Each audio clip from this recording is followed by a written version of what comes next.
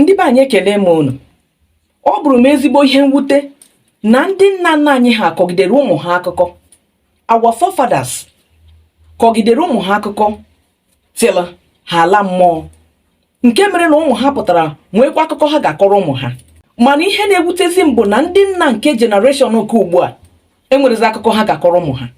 This new generation fathers enwerezi akụkọ ọbụla ha ga-akọrọ ụmụ ha. Otu a ka anyị ga-esi wee gazie. Ọ na-abụ n'oge mbụ nna apụta, nna nke mbụ pụta okwu sị na nna ya gwara ya ihe dị ụta. Mana ọtụtụ ndị nna enwerezi m ofu mkpụrụ akụkọ ha ga-asị na ha nụtara n'ọnụ nna ha. Ụfọdụ okenye enwere kịta amarozi oke ana. Ụfọdụ okenye nwere kịta amahụzi osisi eji amanye n'oke ana.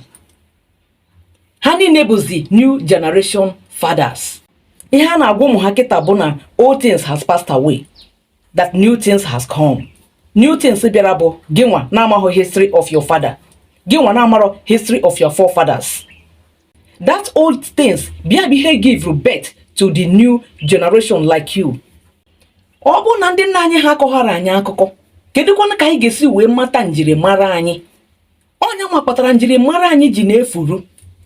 Nyanwa mere ihe ọbụla bụ ihe gbasara ndị Igbo, njirimara ndị Igbo ọ na-efu efu.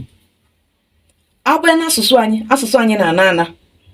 Abịa na culture anyị na-ana ana. Abịa na tradition anyị na-ala ala. Anyị na-eji achịrị nke ndị ọzọ na-achịbata. Ihe ụsọkwa gị chịta nke ndị ọzọ ma bụkwa nke gị. Kedụkwana nke ha mụnye gị na ya? Kedu ihe mụtara n'aka nna gị? Kedu ihe nna gị gwara gị? Gịnịkwana ka ị ga-agwa ụmụ anyị na-amụta kịta? Gịnị ka ha ga-asị na nna m gwara m okwu dị ụta? Obodo ọbụla ijere na njirimara nke izizi bụ asụsụ ha. Their language is their first identity. Onye sụọ asụsụ ị mara obodo si bịa. Sọ ndị Igbo ka ha nwere ike gị na ha nọgide n'ọcha, ha ma nsụ asụsụ ahụ ejiri wee mụ ha. Nke ahụ bụ gịnị? Ha erego identity ha that side. Abịa na their culture, ha marozi anything about their culture, ama anything about their tradition. Ha niile achịrị gị ya wụsa by the side. Ebe ọ dị the generation na ụta, kedu maka next 2, 3, 4 generations to come? Ka ego ga-esi adị ha? Onye bụ na ha ga-ibi ndụ ha ga-adị ka ha na-ese n'elu mmiri.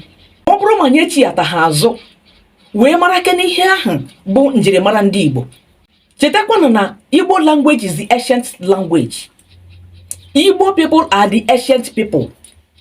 Kedu onye ga-enye m history mgbe Igbo bido? Ana m eme research kemgbe na-achọ that history, ahụbeghị m ya.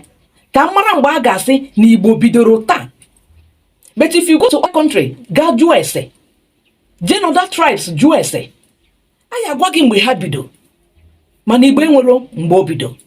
Iji gwa gị na Igbo bụ the ancient people. Their language is the heavenly language. Onye na-neglect asụsụ anyị, na-neglect aha ejiri wee mara ndị Igbo. Ị na-neglect ihe Chukwu nyere gị. Ị na-neglect ihe ahụ ga-edu gị ije. Maranụ na aha na-eso mmadụ. Anyị nwa bụ ndị Igbo sọsọ bụ ndị na-agụ aha sitere na Chi. Chukwuemeka, Nnamdị, Chukwugọzie, Chinedum. Anyị nwa bụ ndị Igbo sọ bụ ndị na-agụ aha sitere na Chi. Aha na-enye Chukwu otuto. Na aha nwere meaning. Ọ bụ ịkpọ nwa gị aha ahụ. Aha ahụ kpọrọ nwa ha na-eso ya. Kedu ka anyị ga-esi wee nwecha ihe ọma dị ụta? Wee hapụ ya jee na-ewere nke anyị bitere ebite. Anyị na-amarọ dị ihe ọ bụ. Na-anyado n'ahụ nwa bịara ụwa. Ị ga-afụ onye ebe anyị ọmụọ nwa. Ọ chịrị aha na-abụ gụọ nwa ahụ. Ma aha na-abụ aha ọ gụrụ ya bụ aha bekee. Ma ilezi anya na aha ahụ ọ gụrụ ya, ọ marọkwana ihe ọ pụta. O nwere meaning, mana ọ dị ụtọ na ntị. Kedu ihe mere aha nna gị ahụ ejiri wee mara gị?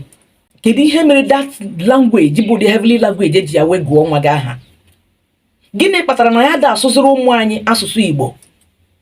Ịbịa n'ala Igbo, ị na-ahụ onye nọ n'ala Igbo na-asụrụ ụmụ ya bekee. Taa ka anyị si enye aka na-ere our identity. We are not helping ourselves. Let's come back. Ọ na-abụ mmadụ gbakọta ọsọ tụgharịa guzo lee nke gbara agba. Marakwana o nwere ihe gbatara ya. ọ bụ na o nwere ihe gbatara ya nwanne tụgharịa nachiba azụ.